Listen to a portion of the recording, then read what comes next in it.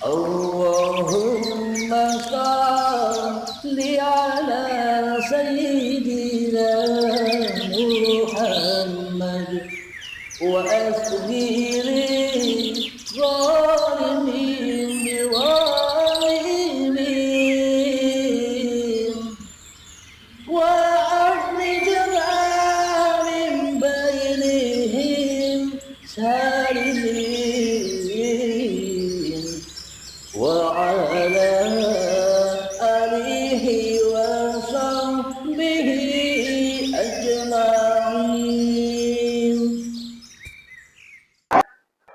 Kecuali mentuhankan hawa nafsunya sendiri.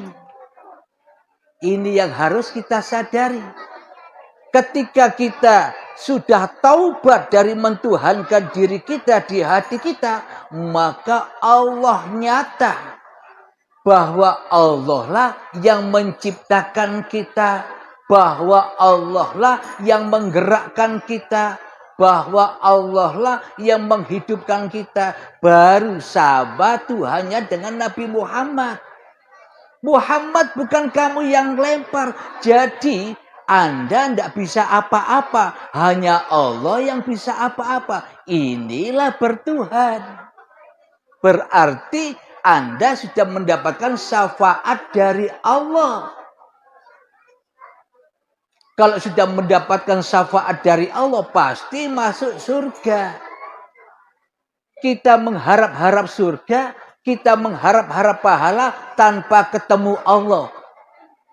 Kira-kira bisa terlaksana apa enggak? Kalau kita contoh, Anda minta sumbangan ke Jokowi, minta dana sumbangan, tapi Anda tidak pernah ketemu Jokowi, dapat sumbangan apa enggak? Nah, sama dengan bertuhan. Anda berharap pahala, Anda berharap surga, tapi tidak pernah ketemu dengan siapa yang memiliki pahala, siapa yang memiliki surga. Kita selama ini umekar PDW. Kenapa? Karena kita sudah jadi Tuhan selama ini. Tuhannya diriku siapa? Abdul Halim. Jadi kalau kita ingin bertuhan kepada Allah, lenyapkan Abdul Halimnya, baru nyata Tuhannya.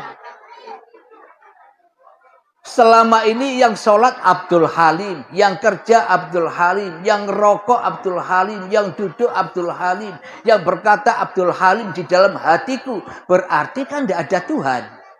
Berarti selama ini kita tidak bertuhan, kecuali kita mentuhankan diri kita sendiri. Berarti jangankan ketemu dengan Rasulullah, ketemu dengan Allah saja tidak bisa. Bagaimana mungkin kita bisa memperingati hari lahirnya Rasulullah? Allah saja tidak kita pertuhankan di hati kita. Jadi para ibu-ibu yang menyukai kajian-kajian seperti ini, bisa tonton di YouTube Uripe Allah.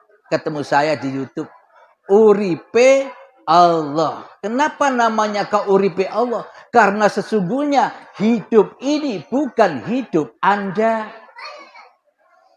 Kalau hidup ini hidup Anda tidak pernah mati, hidup terus. Kenapa kita ini mati? Sejatinya, hakikatnya, ya kita mati. Sejak dulu, sekarang, dan akan datang, ya tetap mati. Yang hidup hanya Allah. Awal Allah, akhir Allah. Awalnya manusia apa? Goib. Manusia awalnya goib, kembali kepada goib. Awalnya tidak ada, kembali tidak ada. Tengoklah orang-orang sebelum kita. Yang katanya dulu terkenal di masanya. Tapi sekarang mana orangnya? Goib. Tidak ada. Kita pun juga sama. Sekarang seolah-olah kita ada. Tapi sebentar lagi ya goib. Nah, jadi bagaimana supaya kita selamat kembali kepada Allah? Ya tuhankan Allah di hatimu. Jangan nunggu sakaratul maut. Sakit. Diazab oleh Allah. Dikelombek. Nama kita dicopot, amal kita dicopot, harta kita dicopot. semuanya dicopot dengan paksa dan siksa, sakit. Maka dari itu pesan Allah, matikan dirimu sebelum matimu. Agar apa? Agar kau tahu jalan pulangmu. Jalan pulang inilah yang dilewati oleh jalan pulangnya para nabi dan rasul. Jalan pulangnya kemana? Kepada inna lillahi wa inna ilaihi roji'un. Pulang kepada Allah. Tidak pulang kemana-mana.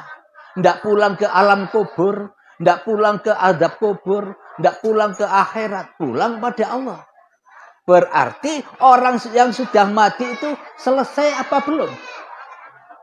Nah, kalau belum selesai, mana mungkin Allah berkata, inna lillahi wa inna ilaihi roji'un. Berarti kalau masih ada siksa kubur, azab kubur, Allah bohong.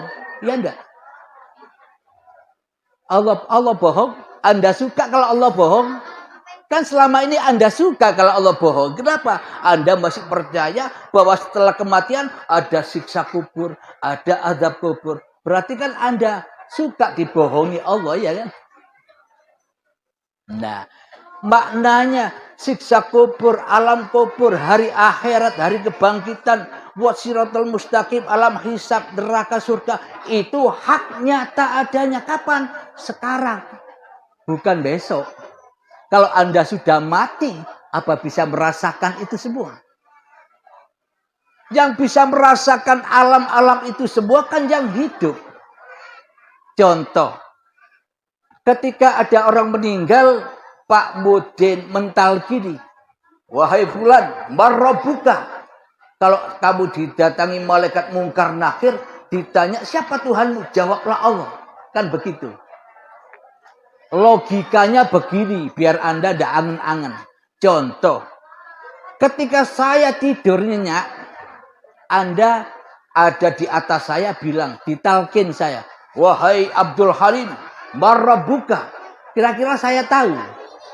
Saya tidur, ngorok. Anda menalkin saya. Kira-kira saya tahu? Respon? Tidak respon kan? Saya tidur. Apalagi mati. Orang tidur saja tidak respon. Dikasih uang 1 M. Tidur saja. Apalagi mati. Bagaimana mungkin Pak Mudin bisa menunjukkan jalan bagi orang yang mati? Sebenarnya yang ditalkin itu orang yang mengantar ke kuburan itu loh yang ditalkin. Yang hatinya selama ini mungkar. Memungkari kewujudan Allah. Ditalkin oleh Pak Mudin. Marrobuka. Sesungguhnya Pak Mudin ini menanggalkan marrobuka, bukan marrobu. Ini tidak tahu apa-apa. Ini sudah nikmat. Oh sudah tidur. Yang bisa ditanya orang-orang yang mengantar jenazah itu. Berarti kalau di dalam hati kita belum wujud nyata Allahnya, yang wujud masih manusianya, berarti kita selama ini tinggal di mana? Di dalam kuburan. Mana kuburannya? Badan ini loh, yang dari tanah ini kuburan. Setelah dikubur, jiwa kita disiksa, diadab. Kenapa? Tidak ada imannya. Diadab dengan apa? Diadab dengan ketakutan-ketakutan tentang dunia. Besok makan apa? Untuk anakku sekolah gimana? Takut. Selalu takut dan takut. Itulah azab neraka. Jahanam dari api yang tak berasap.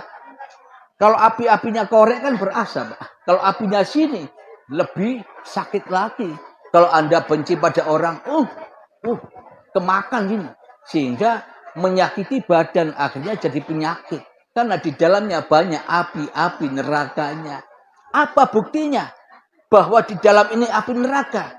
Allah berfirman, bahwa sesungguhnya neraka itu berbahan bakar badan-badan manusia. Dan hati yang keras melebihi kerasnya batu. Hati yang bagaimana? Hati yang ingkar kepada Tuhannya. Apa maknanya? Cek hati Anda. Siapa yang wujud di hati Anda? Anda apa Allah? Kalau yang wujud Anda, itulah makna hati yang keras. Jadi bahan bakarnya neraka. Kira-kira ini tidak kepanjangan? Pak Ustadz? Masih kurang ini waktunya. Lanjut ya. Alhamdulillahirabbil alamin. Kira-kira bisa dipahami Bu, Bapak? Jadi di sini tidak usah cerita tentang kelahiran Nabi lagi. Maknanya dinyatakan di dalam hati kita kelahirannya. Disadarkan maknanya diri kita, seluruh manusia itulah khalifahnya Allah. Khalifahnya Allah itu ya sama dengan nabi-nabinya Allah. Khalifahnya Allah itu pun sama dengan rasul-rasulnya Allah. Anda selama ini tidak percaya kalau Anda Rasulullah. Tapi Anda lebih cinta, Anda menjadi rasulnya iblis. Jadi rasulnya hawa nafsu. Anda lebih cinta itu daripada menjadi rasulnya Allah. Sehingga di dalam hati Anda begini, Allah, kau diam saja, aku ya bisa memasak sendiri. Allah, kau diam saja, aku bisa sholat sendiri. Allah, kau diam saja, aku bisa kerja sendiri. Kan begitu. Karena kita lebih cinta menjadi rasulnya iblis. Sehingga kita selalu diutus, disuruh oleh iblis selalu menjauhi Allah. Berarti selama ini sholat kita nyembah siapa? Nyembah iblis, tapi tidak terasa. Inilah yang harus dibangkitkan. Jadi peringatan Nabi ini membangkitkan iman kita kembali yang selama ini terpendam. Bisa dipahami? Alhamdulillah. Karena di dalamnya banyak api-api nerakanya. Apa buktinya? Bahwa di dalam ini api neraka. Allah berfirman bahwa sesungguhnya neraka itu berbahan bakar badan-badan manusia. Dan hati yang keras melebihi kerasnya batu. Hati yang bagaimana? Hati yang ingkar kepada Tuhannya. Apa maknanya? Cek hati Anda. Siapa yang wujud di hati Anda? Anda apa Allah? Kalau yang wujud Anda, itulah makna hati yang keras. Jadi bahan bakarnya neraka. Kira-kira ini tidak kepanjangan? Pak Ustadz? Masih kurang ini waktunya. Lanjut ya. Alhamdulillahirabbil alamin. Kira-kira bisa dipahami Bu, Bapak? Jadi di sini tidak usah cerita tentang kelahiran Nabi lagi. Maknanya dinyatakan di dalam hati kita kelahirannya. Disadarkan maknanya diri kita, seluruh manusia itulah khalifahnya Allah. Khalifahnya Allah itu ya sama dengan nabi-nabinya Allah. Khalifahnya Allah itu pun sama dengan rasul-rasulnya Allah. Anda selama ini tidak percaya kalau Anda Rasulullah. Tapi Anda lebih cinta, Anda menjadi rasulnya iblis. Jadi rasulnya hawa nafsu. Anda lebih cinta itu daripada menjadi rasulnya Allah. Sehingga di dalam hati Anda begini, Allah, kau diam saja, aku ya bisa memasak sendiri. Allah, kau diam saja, aku bisa sholat sendiri. Allah, kau diam saja, aku bisa kerja sendiri. Kan begitu. Karena kita lebih cinta menjadi rasulnya iblis. Sehingga kita selalu diutus, disuruh oleh iblis selalu menjauhi Allah. Berarti selama ini sholat kita nyembah siapa? Nyembah iblis, tapi tidak terasa. Inilah yang harus dibangkitkan. Jadi peringatan Nabi ini membangkitkan iman kita kembali yang selama ini terpendam. Bisa dipahami? Alhamdulillah. Jadi tanpa iman kita tak akan pernah bisa sholat. Tanpa iman kita tak akan pernah bisa ibadah. Contoh begini, bila Allah, Anda, kita tiadakan di hati kita, bagaimana mungkin kita bisa nyembah? Bagaimana mungkin kita bisa ngabdi? Sementara yang wujud nyata di dalam hati kita, hawa nafsu kita sendiri. Berarti kita selama ini bersujud nyembah setan. Apa buktinya hawa nafsu itu setan? Katanya Allah begini. Kata para tuan-tuan guru, kata para habaib, kata para kiai, umumnya begini. Setan itu kan gaib. Tapi Allah menyebutkan di dalam Al-Quran, Inna syaitana lakum aduwwum mubin. Sesungguhnya setan itu musuh yang nyata bagimu. Siapa yang nyata di dalam hatimu? Coba saya tanya, siapa yang nyata? Kan Anda yang nyata. Ya enggak? Yang nyata kan diri Anda. Ya berarti Anda itulah iblisnya. Allahumma shalli ala sayyidina Muhammad wa asghiri zalimin biwalimin wa akhrijna min bainihim salimin wa ala alihi wa sahbihi